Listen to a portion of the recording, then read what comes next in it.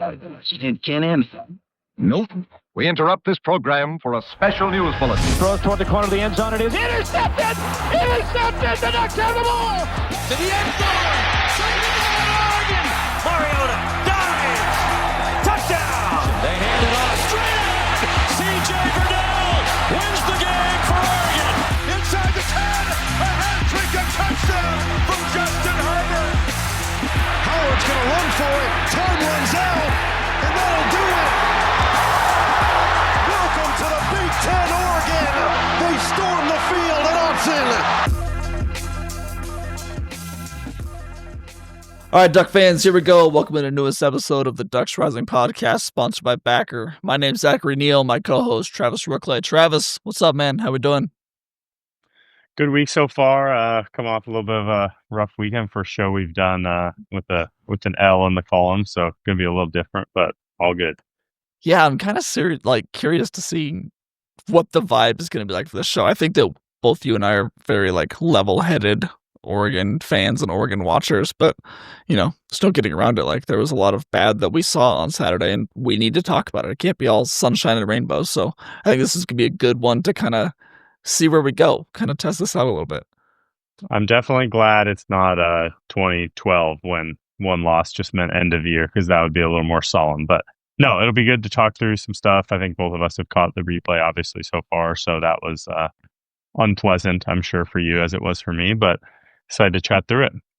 I would call it eye-opening, definitely in certain areas. Before we get to that, some housekeeping as normal. If you have not yet seen Jeff Schwartz's Film Room that went live earlier today on Tuesday as we record this, that is absolutely must-watch content. If you're listening to this and you haven't seen it yet, pause this and go watch it. 22 minutes of really good stuff. I'm telling you right now, Jeff does a great job of praising the Ducks when they do something really well, which there's a lot of praise to go around throughout the season so far. What we've said earlier in the year is that he does a really good job of criticizing Oregon too, when they don't do stuff well, and when there's stuff that needs to be fixed, he's going to tell you, and he's going to show you how to improve it and where they need to improve. There's a lot of that in this episode, so I'm telling you right now, again, Go watch it. You're going to want to see this because really you learn a lot. You learn about what Oregon needs to get better at and how fixable some of these mistakes were. I think that's what impressed me the most, or not encouraged me the most, I would say. It's some of these, it's oh yeah, here's a simple fix schematic-wise. They're fine. Yeah, I think a lot of the discussion coming out of this weekend was who's to blame offensively. I know there's I feel like it's divided up into these three factions when it comes to, it was Coach Stein's fault. Oh, it was the offensive line fault. Oh, it was Dante's fault. So I think Jeff did a good job of showing play to play, actually who bears some of the brunt of that. And just kind of talk through we should have done this on this play. We should have done this on this play. So I think parsing through some of those questions that I know a lot of fans have when it comes specifically to offense is super helpful. So yeah, encourage fans. I know we released a little preview at the kind of free portion of it on YouTube. So check that out. But easiest way to get those 22 minutes is becoming a member at Ducks Rising and get the whole thing every week. Alumni Corner this week. We are still working on our plan here. We had a Hall of Fame guest lined up, but he has actually gone radio silent over the past few days, which is, sometimes the life of an athlete and people get busy. So totally understandable. We're still efforting there. I don't want to identify him just yet because I honestly want to keep the surprise. And if we don't get him this week, then we'll get him sometime soon. And it's going to be a really big one. So look out for that. Hopefully we get that this week. But if not, then stay tuned, I guess.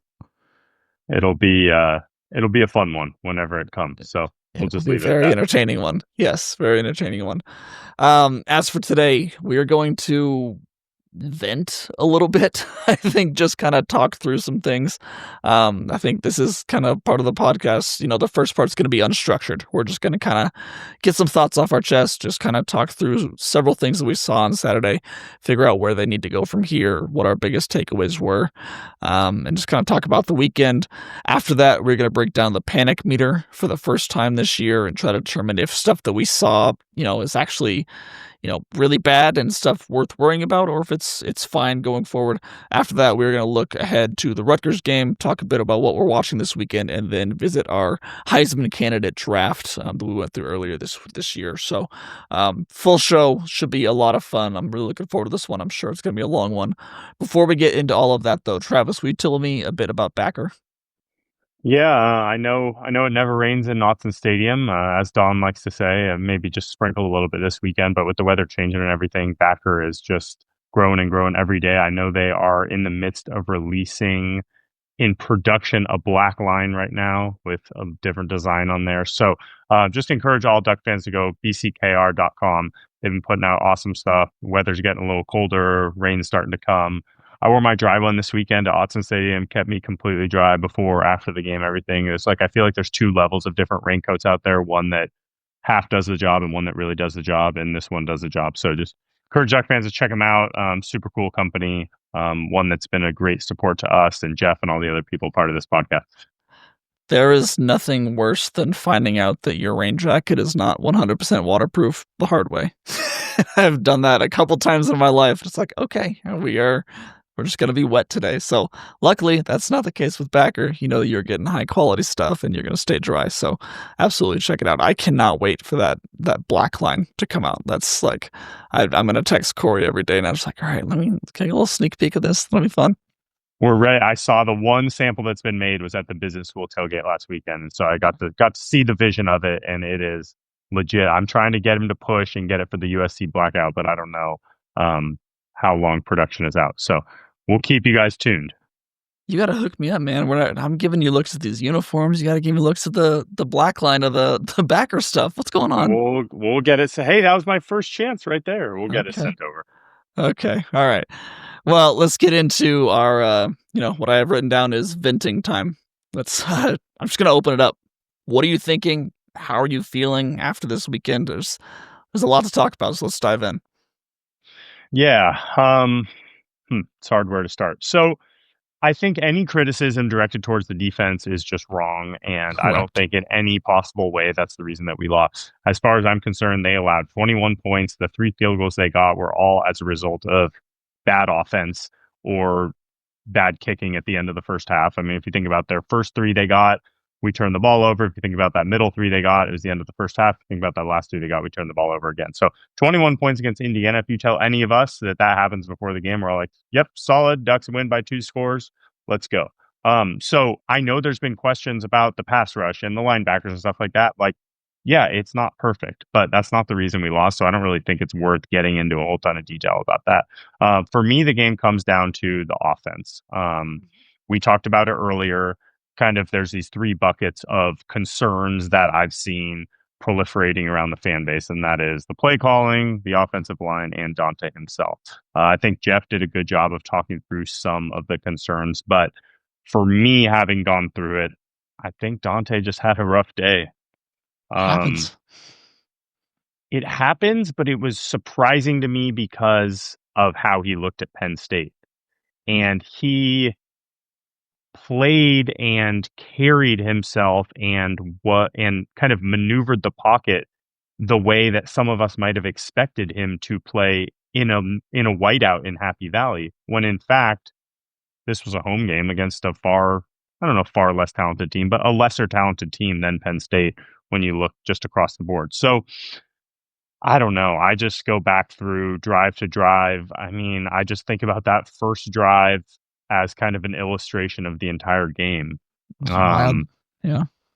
We get sacked on the first play of the game. We dig ourselves out of it with a 3rd and 13 screen. And then we get to 2nd and 5 near midfield. Noah Whittington catches a ball. He has an easy first down. Sideways. That's been the second time in the last 2 weeks that's happened. We get to 3rd and 1 and we put in our 5th string running back out of the Wildcat or something. Something we haven't done all season. I'm not coming out here and like saying I absolutely hate it. It's just interesting. And then we go 4th and 1 with that heavy package and get stuffed. So it's just like, it was just an odd day. It's like they were just trying to get a little too cute at times, like especially on that first drive. I think that was a kind of a microcosm of the whole game. And it did lead to, we talked to Jeff about this. He said that it seemed like Dante just kind of knew that he was going to be under duress for most of the day. And it's like, I don't know why exactly he thought that. Maybe he saw something in film study before that he just wasn't as confident as we were. I think it's interesting that we can all like agree baseline that yes, he did not have a good game. Like that's kind of fact at this point. What I want to know is like, why did he not have a good game? What was it leading up to that? Was it a confidence thing? Was it a bye week thing? Was it just simply something that Indiana did?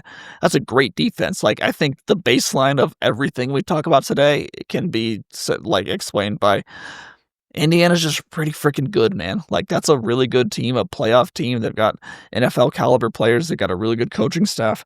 No, I think that's kind of the brunt of it in the end. But yeah, there was just so many things that looking back at, film review with Jeff and then watching the game back on its own, it's like there are so many chances, man. And what kind of gives me courage is like, yeah, that was one of the worst games we've played so far this year. I think that was what a C plus B minus game from us. They're still right there. Like that, I have so much courage that like and confidence that if this team does play even an A minus game, they can hang with just about anyone in the nation. And of course, A plus versus A plus game, who are you going to beat? Who's going to beat them? I don't know, but I found myself strangely encouraged by this team because they played pretty bad, and it was still a game till 6 minutes left in the fourth quarter when Dante threw that pick. Yeah, I don't think it's controversial to just say that we got outcoached. Like, it's fine. It's not a big deal. That happens in games. Credit to Indiana fully when it comes to that. I think they did some stuff on defense that obviously confused us and worked. I think that you can say that while not saying that Will Stein needs to find a new job or you'd be happy when he leaves to go somewhere else. It will inevitably happen at some point. So I think that there's like a level of that that's acceptable when it comes to the discussion around him. I don't know. I go back to that first half and I just think if we had cleaned up a few things and limited a couple of the mistakes we made and Dante had hit one or two of the plays Jeff highlighted, how much different that game feels and goes. I mean, in itself, if we just clean up the end of the first half, we go up either 13-10 or 17-10. That game is, in my mind, probably a win. But even just like some of the other small things, obviously the big Jamari Johnson drop, Dante having two opportunities to, punch in 7 on guys that are running basically wide open. So to me, it's like quarterback is a lot of rhythm. Dante's obviously been in a great rhythm all year. And what gives me similar optimism as you is, God, if we just convert 2 out of those 4, even honestly, 1 out of those 4 missed opportunities in the first half, you're leading going to half at a minimum 13-10, more likely 17-10, 20-10. Offense is in a little bit more of a rhythm. Get yourself going. You probably come out and win that game. So it's all correctable, but it's obviously stuff that I think they're big things. I mean, I think that it's more than just like off day. I think that there was some real stuff offensively that needs to get cleaned up. Yeah, I completely agree. There are a million things to talk about with this game, but let's specifically get into our panic meter, and we can kind of break down specifically like the individual things that stood out to us a lot. We have not done this yet this year, thankfully, because I don't think we've really needed to. But let's kind of break down the panic meter. The name kind of says it all, but after this weekend, a lot of fans are understandably stressed and panicking a bit about the Ducks in general. We want to go through a few things to determine whether or not, that panic is warranted. Let's start with what seems like the most pressing thing, and that's Dante Moore. What is your level of panic when it comes to him and his play on Saturday, his future, all of it that he encompasses? Average. I think that it's just hard because we've seen a certain Dante Moore for 5 games, and then we saw another Dante Moore for 1 game. So you obviously want to lean towards, well, we saw what this guy can do for 5 games, and that's the guy we want to believe in. We saw what he did in Happy Valley. We've seen what he's done in other games with his accuracy, downfield, everything like that. Everything that made him going to this week the consensus in most mock drafts I've seen number 1 pick next year, which is crazy.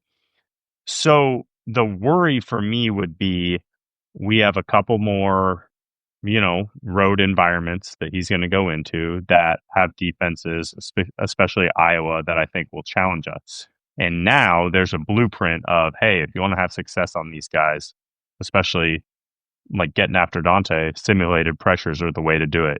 Confuse him, make him not know where the pressure's coming from. Maybe you can get to him. So I think we'll know a lot that Iowa game. That's the game I have circled moving forward. It was one we kind of had circled at the start of the year. We uncircled it, and now to me, it's kind of back circled just because what I think they can do defensively. Saw what they did to Indiana defensively. So I think it's wait and see. I mean, we all believe in what he can do. It's not like he hasn't proven it, but it's a question of you get in another game like this, another environment where maybe it doesn't start super clean. What does he look like? Yeah, I agree. If I had to put a number on it, like going into this game, I think we're all at a 0, maybe a 1. Just to be like, oh, we've seen what he did at UCLA. Like, we know that's in there somewhere, hopefully deep down. I'd put it probably at like a 3.5 now, a 4, just because like we've seen it now at Oregon. And when it looks bad, it was pretty bad. It's not like he was out there. I mean, yes, he had 2 picks, but it's not like he was out there throwing a ton of picks throughout the game and just like making terrible plays. It was kind of just that he wasn't doing anything. Like he needed to throw the ball away so many times in that game. And he just decided to, take a sack for a few yards, like on a scramble.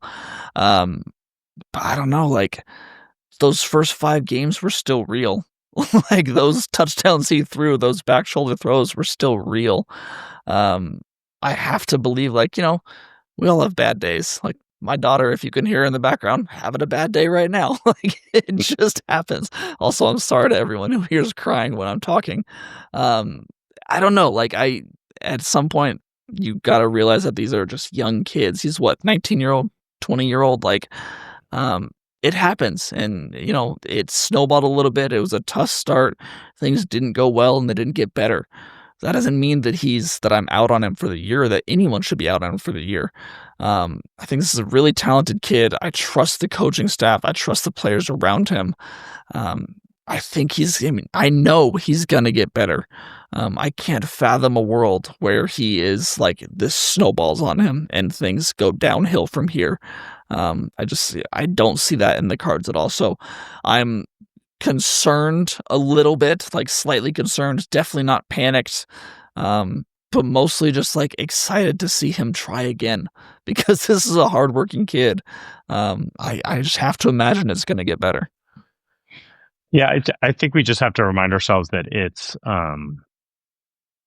there can just be a little bit of like a snowball effect when you're playing that position, and if you're not seeing it, like you're in a tough spot. And I think he just, for whatever reason, wasn't seeing it the same as he has in 5 other games. I think it started to get to him a little bit. I think that's not to put the entire blame on him. I think the offense struggled just in a lot of ways, and that can build up, I think, at that position. I never played the position myself, but just talking to other people, like you have games where you're seeing it like crazy, and you have games where it's just kind of a sludge and you're not sure where guys are coming from. You start to think a little bit. I think that's what's happened. So I think the good part is you've got a pretty bad Rutgers defense. You've got a pretty bad Wisconsin passing defense. And then you got a bye week to get right. And those are 3 great opportunities leading into Iowa to be in a good spot. And then you got a November to say, okay, I'm the guy you thought I was all along. Here, I'm going to go out and prove it in 4 legit real games. Then you find yourself in the playoff, or he wasn't. But I'm with you. I'm going to believe he's that guy. I did play the position at a very low level and very badly. So what I saw on Saturday actually, kind of looked pretty familiar. I love it. Let's move on. I had these written down separately, but I think we could kind of talk about them hand in hand. Will Stein and the offense in general. I think you could take them individually, but they're under that umbrella. What's your panic level there?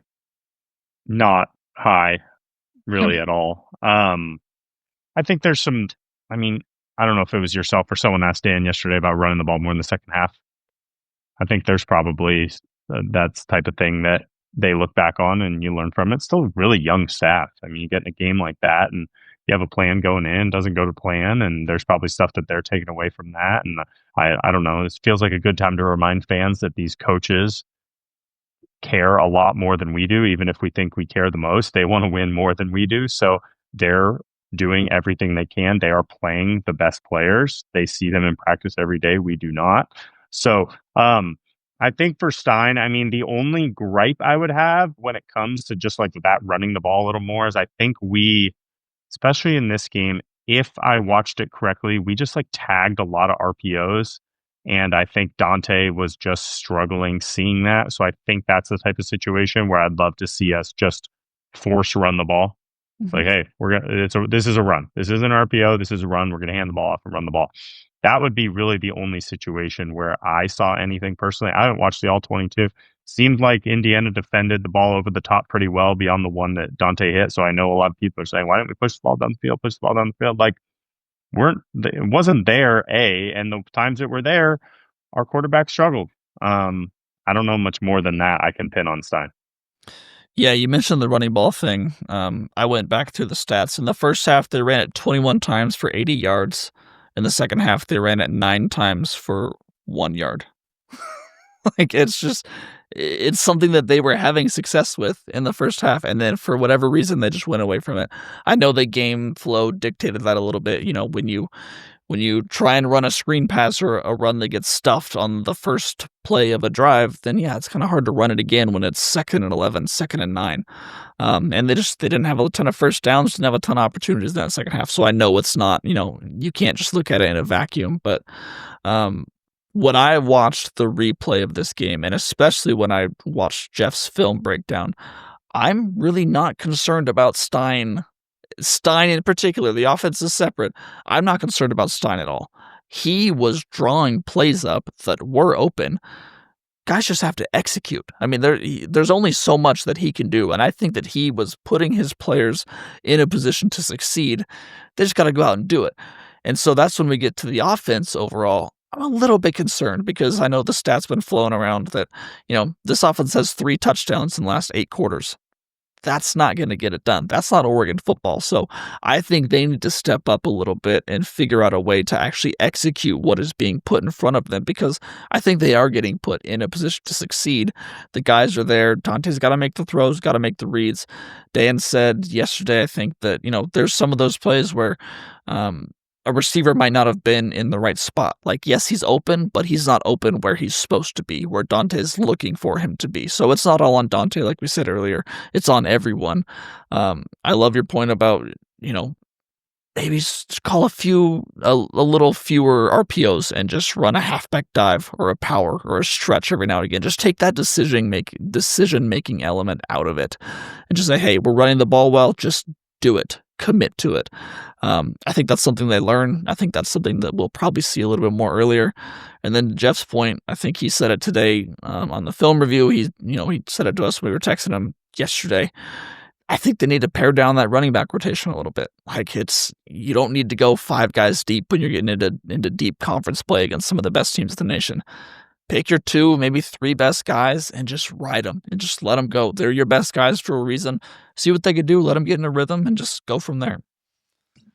Yeah, I think we talked about in game flow early in the week, like Indiana's opportunity here was to get in 3rd and long for us and be able to get after Dante a little bit and use their advantage and, on the defensive line against our, some of our struggles in pass pro. And they did it. And that's credit to them. I mean, that's where I would have liked to see us lean on that run a little more. And I think we had, 20 for 80 isn't awesome. I assume some sacks are missed into that. So I assume it was probably honestly closer to like 5 yards a carry. Like, the offense, while they made so many mistakes in the first half, they still had over 200 yards and should have had near close to 20 or over points. So the plan was being executed and was there for the most part in the first half. But man, did things spiral in the second half. I mean, I have not seen an offensive performance like that from us in a long time when it came to that second half. I mean, if Brandon Finney doesn't pick off that ball, we end the game with 13 points. That is like truly wild. That was like a Cristobal offense.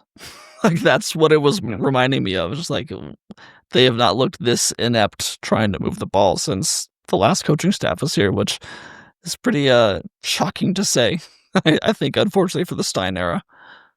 And it's one of those situations where you would just love to teams are going to find themselves in situations like that where like things just feel hard. They're not working. And like you would just love in that situation to be able to just like lean on your offensive line and run the ball to just like open some things up. Just like take a couple drives, commit to that, do it. And, you know, we don't know the root cause of who was calling it, what was being called, what was being checked out of. I know there's been a lot of questions about protections and who's calling that and whose fault that was. Like, we don't know. Like, they're not going to tell us. So whether that's on Poncho, whether that's on Stein, whether that's on Dante, it could be any of the three. It could be a different one of them each time. But clearly somebody was not calling the right protections a lot. So that's obviously a big one that needs to get fixed. Yeah. Let's switch over to the defensive side of the ball. Linebacker play. What's your panic meter here? I mean, it's hard because I don't know that we have a huge solution there. So I don't know that we can do X, Y, or Z differently. We have these three young redshirt freshmen and then a true freshman in Gavin Nix that are all have a lot of potential and are all kind of offer a different skill set and a little more of that true linebacker feel that we've been wanting for a while, but they've all been dinged up or are really young like Nix. So I'm not exactly sure what the staff's supposed to do here. Devin Jackson had an amazing year last year, popping up, you know, starting to play real reps at times with their best linebacker.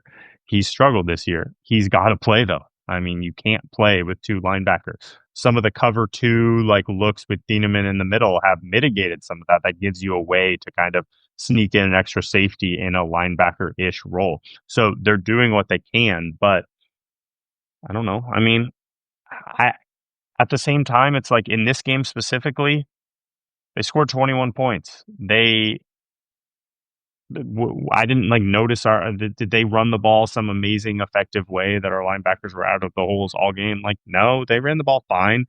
Mendoza caught us a couple times on zone reads. That's honestly a defensive line thing more than a linebacker. So I don't know. I guess USC and Washington are probably the teams that are going to test that a little more as the year goes. So you've got until mid to late November to figure that position out. Maybe you get a couple of these young guys up to speed by that time, but I think it's unrealistic beyond Jackson to have expected much better. It may be unrealistic to expect much more, but that doesn't mean that I'm not still pretty concerned about this position. I mean, Betcher, I think, is playing well. I think he's playing as well as we could expect him to. You know, he's making a lot of tackles. He's doing what he can. He's also, you know, not the most athletic linebacker in the nation. You know, like I think that's fair to say. He's got some limitations with his size and his speed. And while he's a really good player and a really good leader, he's not one of the best linebackers in the nation, I don't believe. I think Jerry Mixon is a high upside. Devin Jackson should be better than he is. I think it's just as simple as that. Like, he has the intangibles to be a really, really good player. She's not quite clicking there. Like, he is sometimes in coverage. He's got a little bit of that, like, Justin Flow mentality where, like, he just, you know, tries so hard, runs so fast, and tries to just, like, make the play. And it's like, you know, you love playing fast and being, like, if you're going to do something wrong, do it wrong 100%.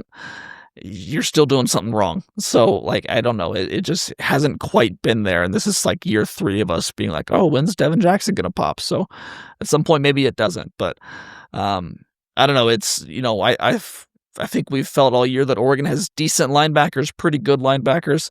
And then you see someone like Indiana who has really good linebackers. What's his name? Fisher. Yeah. Really, really good player. It's like, man, that would be fun to root for a team with that in the middle of your defense like that. I hope one day that Oregon has a guy exactly like that. I don't know. I agree with you. I don't know where they go from here. They don't really have a choice other than just get better. Because you can't bring someone up. You obviously can't get a transfer at this time of the year. So they just have to find ways, and whether it's scheming around these guys or scheming them up, putting them in a better position to succeed, that's what they got to do. But this is, you know, we've known that this was the weak spot of the defense, and it showed itself on Saturday. It's so interesting because I just remember back to the spring when I think Dan was pretty adamant about not bringing in a transfer at that role and came out like very publicly about it, which is just interesting to think about now because this staff has shown no hesitation in going out and getting a guy if they worry about a spot. And so to do it so publicly and adamantly, it's like I'm thinking now, gosh, did he know? And yet this was like a vote of confidence to like give those guys all the belief in the world. What was the psyche behind that? I mean, obviously, I know there was belief in some of these freshmen, and you can't control an injury piece like that. But it's just interesting to think about that now, given where the room is, and like what was his thinking behind that? Because clearly it was intentional. Totally. I've talked to Jay Stu about this a ton, and it's like that Lanning is never someone to paint himself in a corner. And that's exactly what he did with that statement after the spring game, because that was a James Greppia question after the spring game. Like, you guys are thin at linebacker. Like, are you going to look for someone in the portal? Like, is that an option? Would have been easy for him to say, like, oh, yeah, we evaluate every position. And if someone can help us, like, yeah, we'll bring him in. That's what he says to every single transfer portal question ever. He said, nope, I like the guys we have. We're riding with this group. It was like, whoa, okay, because that's so much, I guess, a lot of confidence to instill in that group, a lot of pressure to put on that group, because he just went and stuck his neck out, said, all right, you guys are my guys. You have to step up now.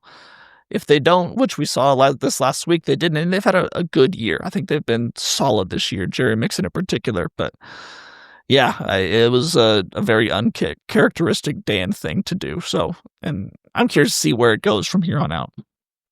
Yep. Yeah, and I mean, we know we didn't have all the information. I mean, I think that pretty much everyone who could have entered the portal by that time was probably already in. So maybe they were looking around a little bit and didn't see anyone they liked, and that was a vote of confidence. I mean, I watch Campbell at Penn State and think, man, he'd be nice. He was a portal guy that I know we were linked to a little bit. So I don't know. It's hard to know where things would ideally be at if Platt, Williams, and Jackson had just been healthy all off season.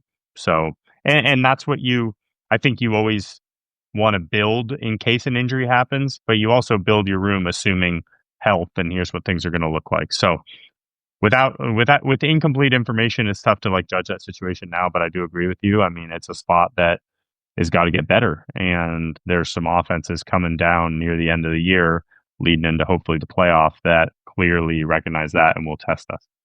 I think that Platt injury is bigger than a lot of people realize. I mean, I was told a lot this offseason that he was one of the guys that they expected to step up there, and I don't know what his injury is, but he's been out all year. Don't know if he has any timetable to return, but I think that is one that they expected to be in that 3 to 4 guy rotation. He just hasn't been able to for whatever reason so far. For sure. Yep. All right, I have not run these next ones by you, so I'm curious to see what you have to say about these. What is your panic meter on the thought that Oregon tends to get outcoached after bye weeks? Does that mean anything to you? God, I haven't even heard this. Is that okay? Last year was what? I've got the research. I'll credit Eric Scopel for the research. We talked about this yesterday. Not including bowl games, Dan is 3-2 out of bye weeks. In 2022, they beat number 9 UCLA.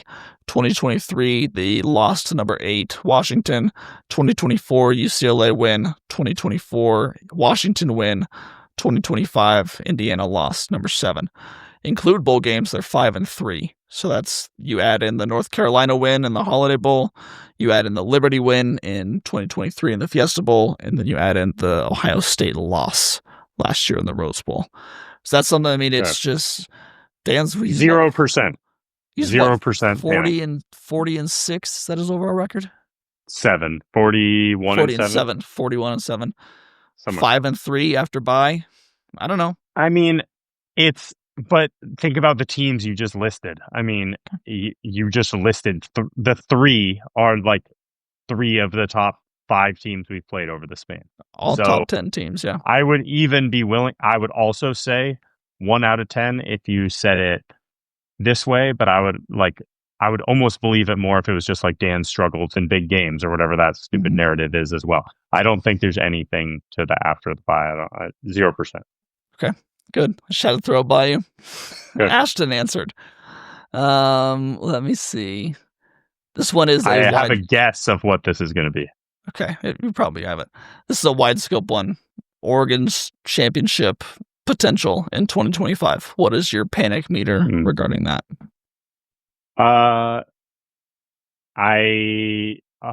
Higher than it was for sure. I do think that the blueprint Indiana showed defensively, I think some of the other best teams in the country can replicate that, but even at a higher level given their defensive talent. And then I also just think our O-line, like running back, tight end, blocking, combined with how Dante sees the field, I think will be a challenge in our biggest games. Yeah, I agree. If I had like this is kind of hypothetical, if I had let's say a 7 confidence that they were going to or could win the championship before this game, I think it's probably down to like a 5 or a 6 right now. I still think it's very possible. But they need to show a lot. They need to show a lot of improvement, and just the fact that their ailments are less exposable, I guess I would say. Like I think they definitely got exposed in a few areas, like you said, and they just need to show that they can build on that and improve. And that's fine. We're in mid-October. Like, you don't want to be playing your best football right now. You want to build to a peak in mid to late November and be going from there. We saw the blueprint from Ohio State last year. So, yeah, it's still possible, but definitely slightly more concerned. What was the one that you thought I was going to ask you? I thought you were going to ask my confidence in the kicking game, and I was going to say, as it always is for Oregon, 0%. I will never think.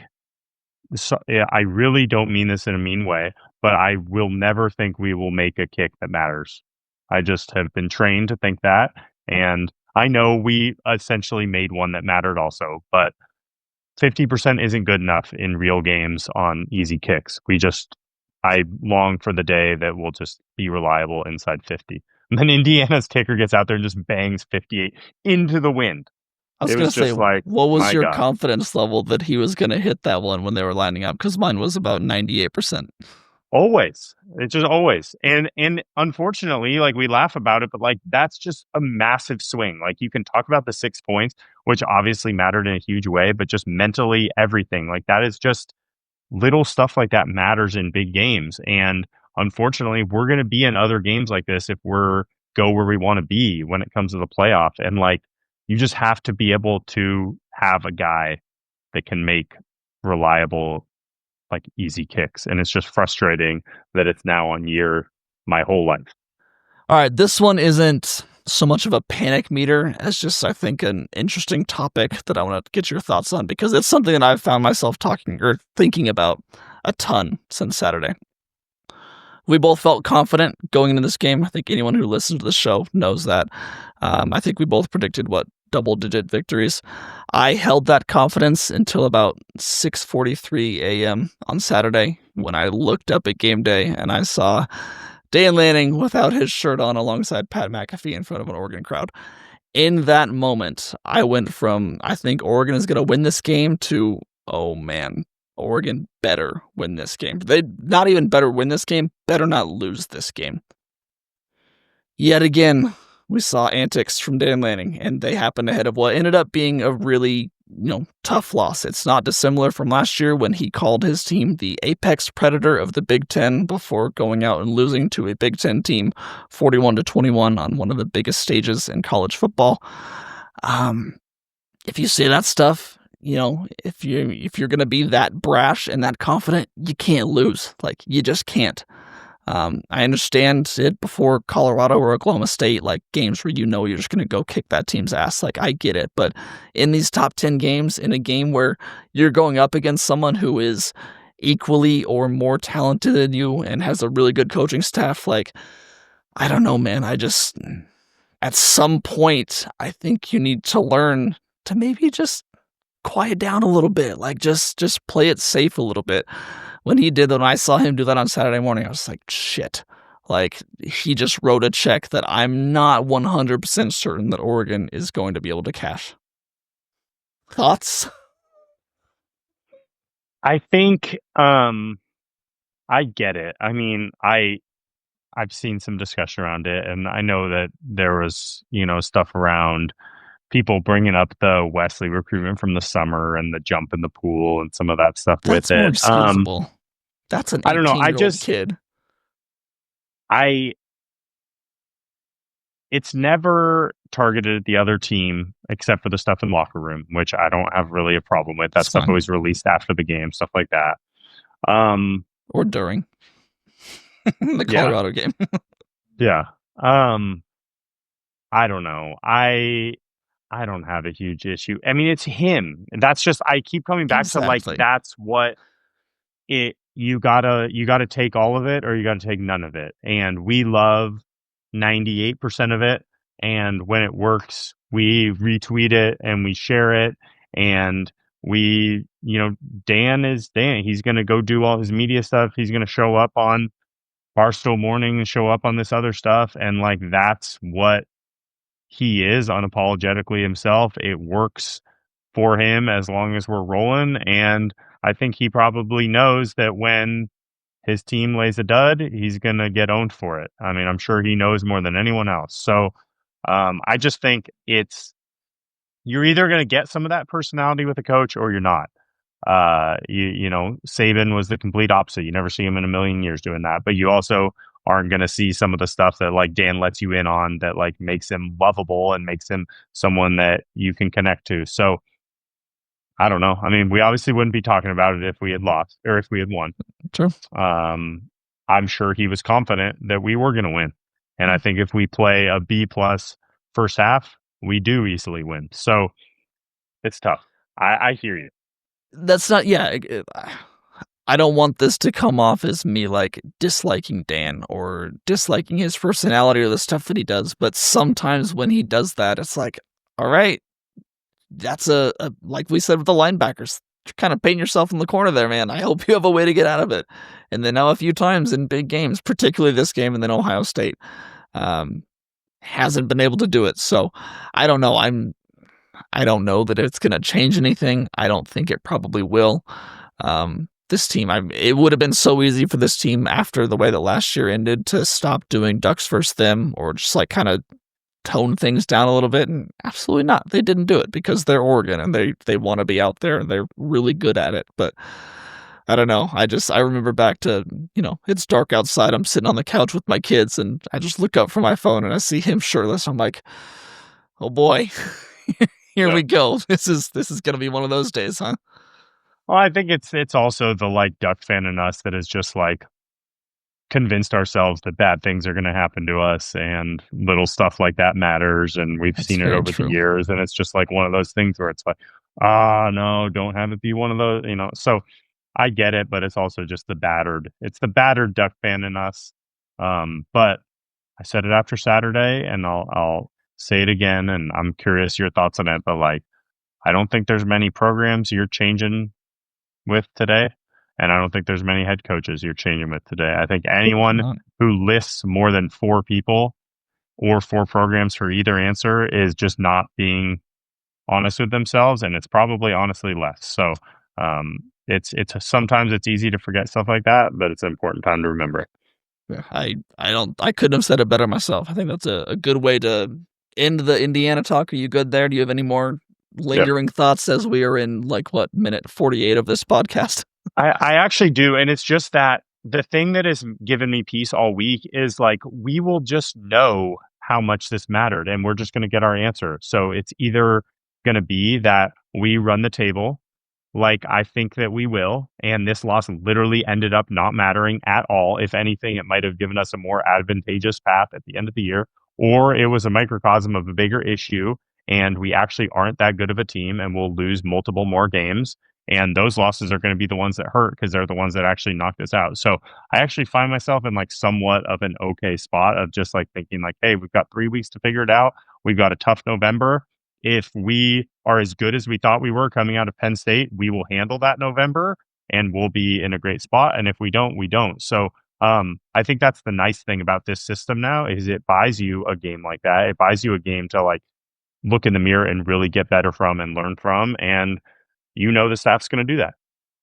We either go the way of Penn State or Ohio State. That's I think that's it.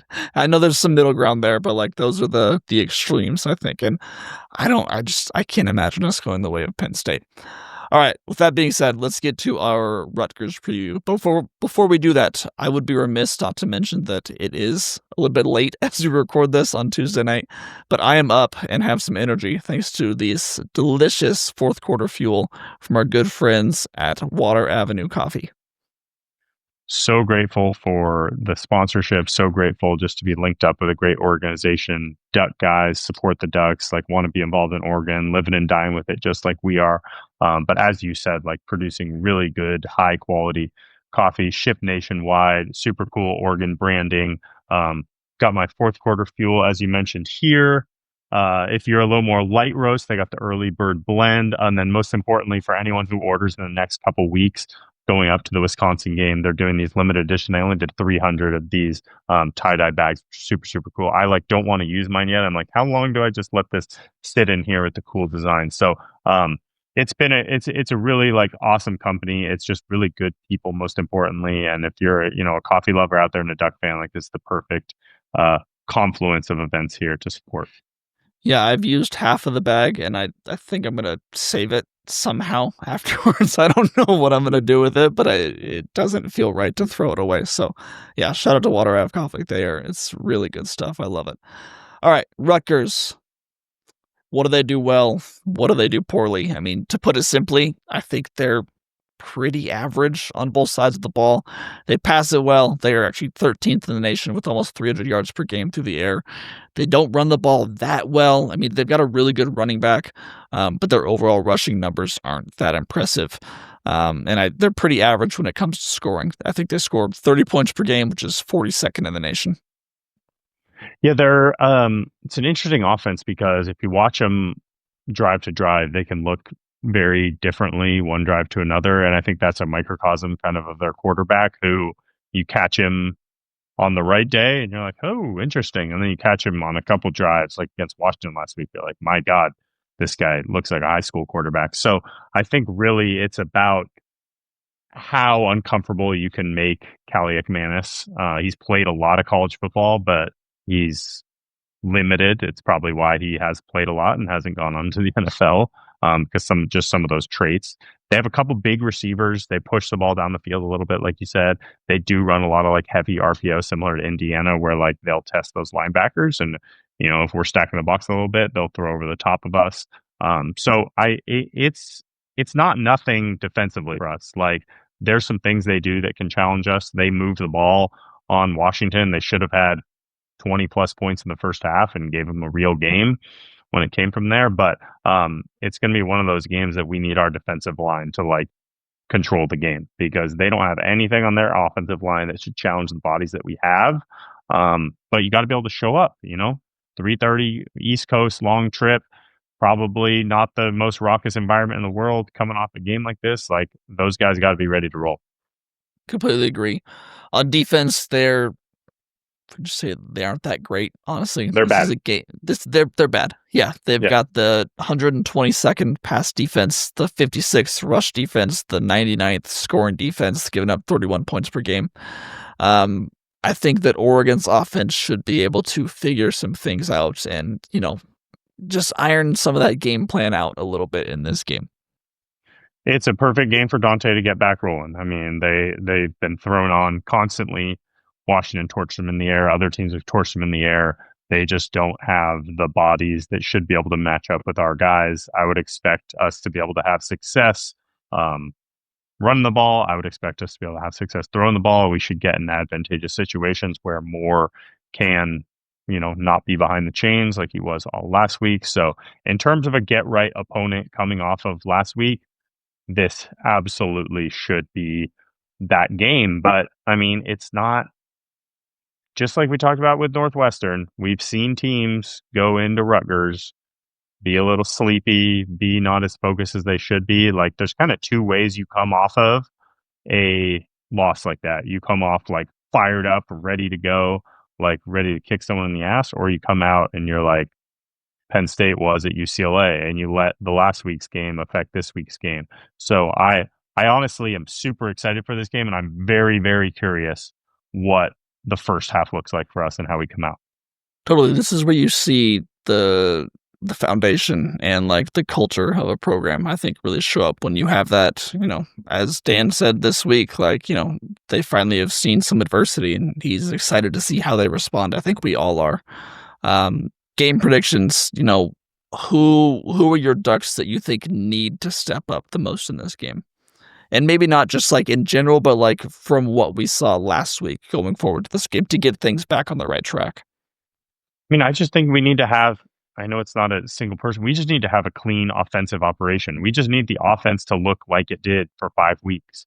And that's just like the right calls, right protections, staying ahead of the chains, run the ball efficiently, Dante's on time.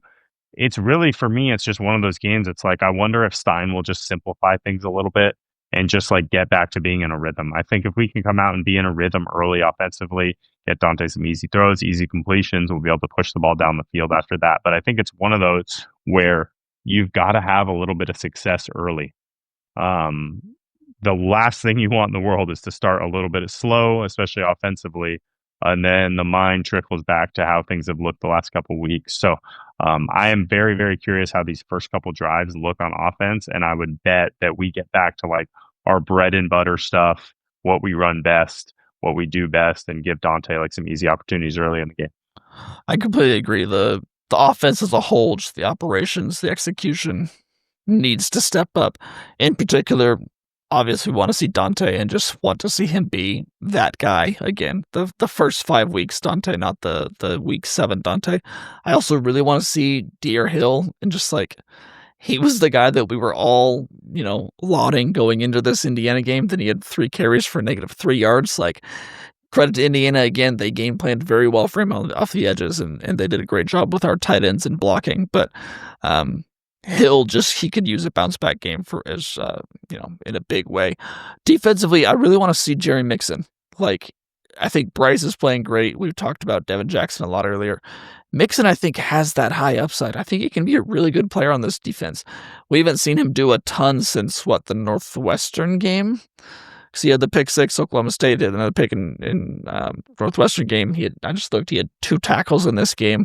I think he needs to step up. I just think he needs to play a little bit better, get in on some more tackles. I just want him to be one of those guys on defense because it seems like he's got the capability to be. And I think this game comes defensively. I think it comes down a lot to that combo of Mixon, Bryce, Tatum, Mateo, because a lot of what they do is try to test you on the edges a little bit. They run a lot of like that old RPO where they've got the tight end pulling one way, running back the other way.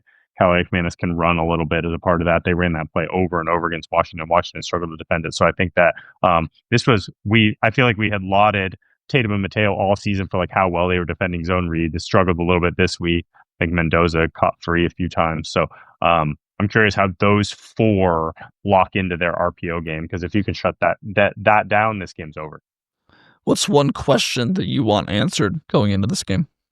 I mean, I should have just saved it for this. It's just that. It's how well do those 4 edges defend run pass option. I think if they are on top of their keys, if Northwestern's in pass-only situations, like I trust our DBs to hold up. I know that there's been a lot of questions coming out this week. Oh, our CB2 got torched. It's like, let's settle down a little bit. I mean, Indiana scored 21 points. Had a little success through the air, but saying that Theron and Ify got torched is a little bit excessive, I think. And we all know what Brandon Finney can do on the other side. So I think the key is just making Rutgers beat you like with true skill one-on-one through the passing game. And the way you do that is those 4 guys need to defend the run well.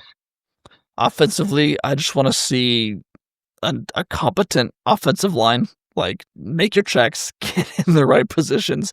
I think the blueprint was there, obviously, to show how to pressure Dante and how to get after this offensive line with simulated pressures. And so that's out there for everyone to see now. What are you going to do to counter that? And what's your next chess move? You got to keep Dante clean. He cannot get sacked, 6 times? That's absolutely unacceptable. So just keep him clean. Keep that. I'm assuming Rutgers is on turf. I have no idea if Yeah. the grass or Yeah.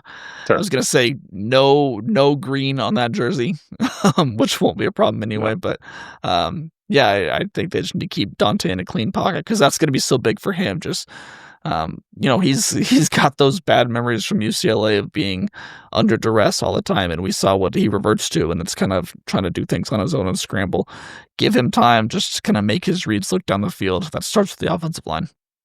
100%. Yep, right with you. All right, one bold prediction for this game.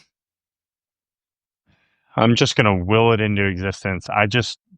My bold prediction is that we're going to feed the studs. I know Stein talks a lot about that. I think if you ask anyone around the program, they would say our three biggest offensive weapons are Hill, Sadiq, and DeCorian Moore. And those guys just need to be more involved. You look at the, Indiana box score after Saturday, Sadiq, I think 2 touches, Hill -3 yards, and Moore, was our leading receiver, but it wasn't much. So I want to see those guys far more involved in the game plan. I know Sadiq was a little banged up going into that, so that might have been why. But with Moore and Hill specifically, I mean, those guys have a big advantage when it comes to the juice they can provide. So we got to find an opportunity to get those guys the ball. Agreed. I'm going defensive side. I think I wrote down another pick 6, the 4th of the year. It's either going to be that or 2 interceptions. I don't know. I think that Rutgers throws the ball enough and they try and test you a good amount. I think that the DBs are going to have a big game. Yeah, I'll go another pick 6. That'd be fun. I can see Flowers snagging one. That'd be good. Flowers, yeah. That guy's so good. I really enjoy watching him play. He's a lot of fun. Game flow. Oregon dominates this game if they do what? I mean, we're an hour in, so I feel like we can just be redundant and quick and just say he's clean on offense. That's just the full picture of it. The only way we lose this game is if we continue to just play weird, undisciplined, inefficient offense. Yep, I had the same thing. I'd get back to who they are on offense. Just execute. Yep. That's all they need to do. You kind of said it. They lose this game if they do what? If they go the way of Penn State, if they let this loss kind of fester, and if they start thinking about it too much instead of thinking about what they can do to change and how they can be better. If Dante loses confidence, I think that's where we can kind of see this go downhill. And I think that the defense has a job to do there, because the one thing you don't want to do, you need the offense to come out and get in a rhythm early. The one thing we don't want to do is Rutgers gets the ball early. They go down and drive 7 minutes and run the ball. They're going to hold the ball. They're going to try to limit possessions a little bit like Northwestern did. We can't have one possession in the first quarter and Rutgers dominates the ball and hold the ball. So I think the defense has, you play complementary football. We need them to pick the offense up like they did last week and get them early opportunities to go down and score the ball and get in a rhythm. And I think you're in a great spot. Betting line, Oregon -17.5, over under set at 60.5. What to bet are you taking? What is your final score prediction for this game? I am worried we're going to start a little slow. Okay. I think this game could be still a game in the second quarter, but I think we'll break away late and have a little and get in a rhythm in the second half. Okay, so you're saying second quarter, not second half. Did I say second half? You said no. You said second quarter. You think it'll still be a game, but then break away in the second half. So I foresee I could see 14-10, 17-13, something like that in the first half. I think Rutgers is going to compete for a little bit. I mean, this line's lower than we've seen for some of these other teams. I think that's reflective of the fact that they're a better team. But I think that we'll pull away and the offense will get into a rhythm by third quarter and then into the fourth quarter. This game's in the book. So I'm going to go with 38-17. Okay. We're close again. I had 42-17. I think, similar. I could see a, 14-7 first quarter. I think, 17-7 half, something like that. 17-10. But I mean, football, it in some senses is very basic. Who are the better players? Who is the better coach? Who has the better game plan? I think all of those things favor Oregon. I know that Schiano is a very solid coach. I think he's well respected, and they do have some solid players. But Oregon, I think, is one of the most talented teams in the nation. I think they've got some to prove this week, so I think they will. I don't think it ends up being that close. I would take the 17.5. I don't know what I'd do with the over-under. I'd probably just stay away and maybe lean towards the under, because I think that you've got that limiting possession factor that most teams try to do against Oregon, especially on the road. So that's where I would lean. But yeah, I think that Oregon wins this one going away. I would definitely, if I had to take a side, for sure the under. I think that probably first half under almost is more the way to go. I could just see us easing into it a little bit. And then I also just think it's one of those games that there's no reason to like push it. You just want to get out of there healthy. All right, let's talk about what we're watching this weekend, because this is, again, another really good weekend of games. Unfortunately, a lot of really good games in that afternoon window when Oregon will be playing. But start us off here. What are you most excited to watch this weekend? We can go Friday and Saturday, because there's a couple of Friday night games. So I love the Holy War. It's fun. BYU, Utah. One of my good friends is a huge U fan, and they freaking hate BYU, like Washington level for us. So I've always loved that game. For me, if I'm really tuned into a game, I love when there's just like a great crowd. And so I think I'm going first pick, Holy War. I did not have that, but that's a really good one. I almost want to go with a wild one for my first pick, too, because it's also a time when we're going to be able to watch. I'm going to do it because I know that you're going to take it if I don't. Washington, Michigan. Yep. I cannot wait to watch Washington and Michigan play. That's going to be a really good game. I love watching Bryce Underwood as much as I can, because I think he is already really good and probably going to be one of the best players in the sport in the next year or two. And of course, watching Washington and just hate watching Washington is always entertaining. So that one's at 9 a.m. on Saturday. I think it's going to be really good. It's a really big game too. I mean, if Washington finds a way to win this game, they're live moving forward. Their schedule is not tough after this. So, well, and the fact that they're not ranked right now, insane, is hilarious.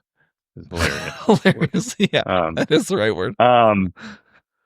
Yeah, I mean, the Oregon fan in me is like, dang, they really need to lose. I mean, but if you're an impartial observer, if they can somehow beat Michigan, they could very well go into our game like winner goes to the playoff, loser is out, which is a crazy spot to be in that I'd prefer not to be in.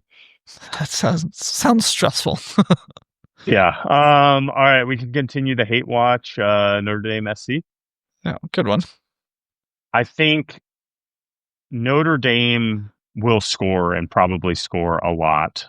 I think this is a bad matchup in general for SC, but Notre Dame's defense has not looked great all year. I mean, they gave up a ton of points to Texas A&M, and while Texas A&M has some good weapons, SC certainly has them as well. So I could see this being a high-scoring game. But the nice thing about these ones, I think 4:30 kick for this, 5 for the Holy War, is like hopefully Ducks have things handled late in the game, and you can switch over, at least get the second half of these ones. Yeah, the over-under for that game is, I just checked, 61.5. So they expect a high-scoring game for sure. Yeah, both those teams struggle to stop the other team. I think almost the marquee game of the weekend, at least nationally, just Ole Miss, Georgia, number 5 versus number 9, 12:30 game. So we get to see at least the first 3 quarters of it. That's a fun one. I don't really know what to expect. Georgia has looked, not as good as they usually are this year. Ole Miss, who the hell knows with Lane Kiffin, like what they could be week in and week out. So that should just be a fun, entertaining matchup with, no dog in the fight, like just some good, fun football. Yep. That's a good one. And 2 teams that Oregon could very well see down the line. Let's fire through the last few. Yeah, my last big one, which you said the USC over-under was in the 60s. I think this one is 37. Penn State, Iowa. I had it down too. I'm so curious. There's just so many things that interest me in that game. How does Penn State's new quarterback look? Is that going to be the guy moving forward? How does Iowa look? Right? How does Iowa look moving forward? I mean, that's a team coming on our schedule. I'm curious how they look against what's still probably a pretty solid-ish defense that might be actually trying this week. So I don't know. I know we won't catch most of that because I think it's a 4 p.m. kick. But 4 p.m. Definitely curious how it shakes out. Agree. The last one I had written down on my list is Maryland UCLA. Which who would have thought that we'd be picking that as a game we want to watch even 2 weeks ago? But that should be fun. Maryland's a fun team. UCLA is now a very fun team to watch. So, just some others on the list. Miami, Louisville on Friday night should be fun. Nebraska and Minnesota on Friday night, just for the Matt Rule factor with Penn State, just to kind of see what that team looks like. LSU, Vanderbilt, Tennessee, Alabama, some other good ones on the list. And then Florida State, Stanford, fun former Pac-12 after dark game at 7:30. That'll be fun to have on. What I will say is it's the biggest thing that sucked about all of this is the 7 o'clock window now just sucks. It's awful. It used to be great. And occasionally there'll be a decent game like this. Okay, I'll tune in. But we used to get real college football games in that window, or games at least we as West Coast guys cared about. Totally. I could watch Washington or USC or something at that hour. And now it's when it gets to 8 o'clock on Saturday, I'm am I done here? What are we doing?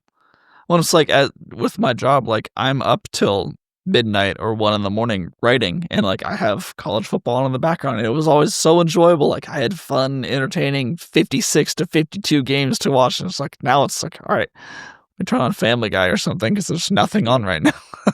Brutal. All right, let's I've been looking forward to this for a few weeks now. Let's get to our Heisman draft.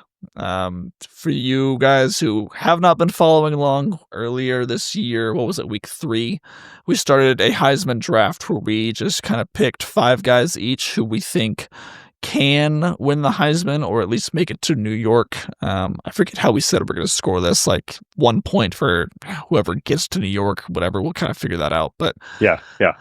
I got the first pick. My team is Dante Moore, Carson Beck, Joey Aguilar, Arch Manning, and Lenora Sellers. You had Jean Mateer, Jeremiah Smith, Haynes King, Thomas Castellanos, and Devin Dampier.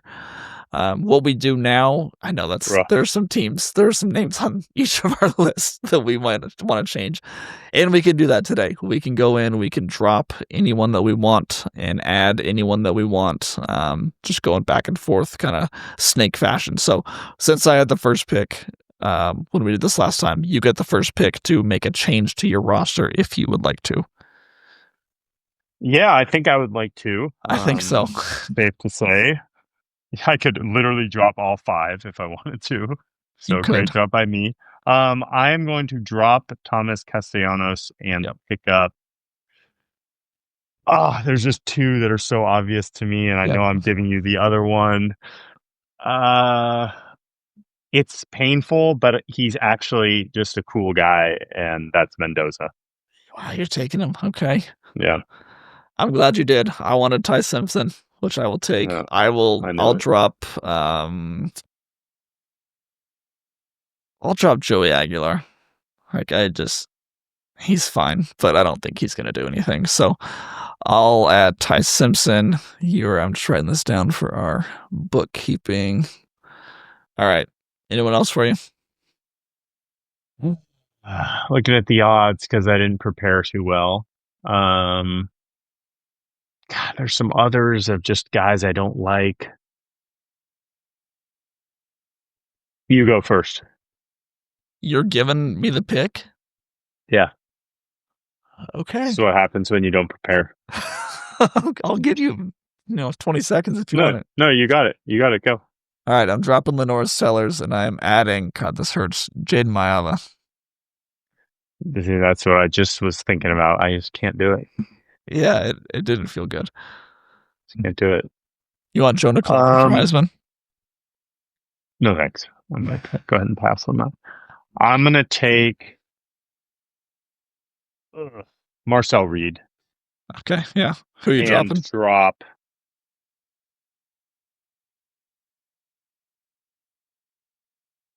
Boy. John Mateer. What? He's hurt. Okay, I am going to draw. Oh my God. Wow, I did not expect you to do that. He doesn't even have, I'm looking at odds right now, he's not even on the sheet. Okay, but before he got hurt, he was, Go for it. Do I drop Arch Manning and take him? There you go. Arch Arch Manning finally just looks shoved good. it up his ass. Take him. So I'm just trying to think about what the landscape is going to look like the next time we do this in week 9. And there's a chance that Mateer is back and relatively healthy and playing well again and back on And they're that going to odds have board. 4 losses. So That's true. Yeah, I'll stand pat. I'll keep Arch Manning. Do you have any other moves? Yep. Okay. I am going to drop Devin Dampier and take Julian Sane. Okay. Keeping Haynes King, huh? Undefeated. Telling you, he's going to make it. He's actually the one I feel most confident in. Really well. They're going to go undefeated. Yeah, that's fair. Who do they play? What, Duke? Friday or Saturday? This is their toughest game. If they get through this game, yeah, they're undefeated. They're going to be 11-0 going into Georgia. Okay. All right, I'm done making moves. Do you have any others? Nope, that's it. All right, so my team now is Dante Moore, Carson Beck, Arch Manning, Ty Simpson, Jaden Maiava. Your team is Jeremiah Smith, Haynes King, Fernando Mendoza, Marcel Reed, and Julian Sane. Okay. All right, I like it. Wow, an hour and 15 minutes into this thing. Anything else? Not bad. I thought we were going to go an hour 30, so we're good. I did too. Yeah, let's wrap it up there. It's definitely a long episode, but a very good one. I thought we got a lot of good stuff out there. Just another reminder: if you are listening to this, check out Jeff Schwartz Ducks Rising Film Room. It dropped earlier today. Very good one. Very knowledgeable one. Also check out the Ducks Rising Alumni Corner that should hopefully be coming later this week. Again, we will tease that again. It will be an entertaining one when it does happen. Not sure when it's going to happen. Do you have anything to add before we get out of here? No, I think good week to get right. Like I said, I mean, I feel like I took a couple days to get over it, but my mind's in a good spot. I feel like we've got 3 weeks of a lead up, and then we got a tough November. But if the Ducks are the team we think they are, you can learn from these losses. I don't know about you, but I wouldn't have loved going undefeated again personally. So not at all. I think if this stuff is fixable and proves to be fixable, it's going to be something we look back on as a blessing in disguise. I found it really funny that, I mean, since we've started this podcast, you and I talk pretty much on a daily basis. And from Saturday afternoon throughout Sunday to, I think, Monday night, like, we just didn't talk at all. We're like, I think we're both processing. We're just kind of just figuring it out. That's actually a great anecdote, because yesterday, Molly, my girlfriend, was asking me about, she's like, was your phone just blowing up after the game? Like, everyone must have been texting you. I was like, actually, Molly, when the Ducks win, I told her after the Penn State game, I think I had because I turn off my phone during every game. Mm-hmm. And I was like, I think I had 340 something messages. After this game, I had 4. People know, just be quiet. Yep, I don't want to hear from you. I'll reach out when I'm ready. Thank you very much. Totally. Yeah, we got that. I thought that was funny. All right, you can check us out on YouTube. Find the Ducks Rising podcast on Apple or Spotify. And if you'd be so kind, give us a rating, give us a review. That really helps us build this thing. Follow me on social media, Zachary C. Neel. Follow Travis at Travis Rooke-Ley. But most importantly, go to Lockerverse and check out Ducks Rising. Subscribe now and support the program. Let's rise together. We will talk to you next week.